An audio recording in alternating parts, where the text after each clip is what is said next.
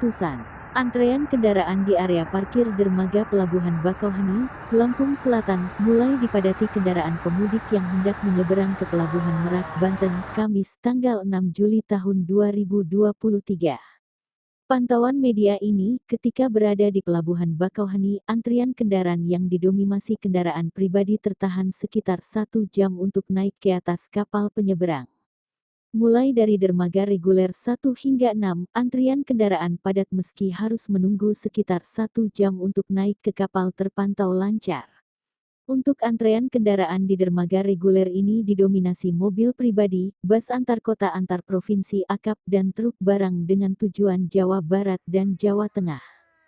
Kami beserta keluarga memakai kendaraan pribadi memilih untuk berangkat sore hari dan malam hari untuk menghindari sengatan matahari, kata salah seorang pemudik, Ahmad.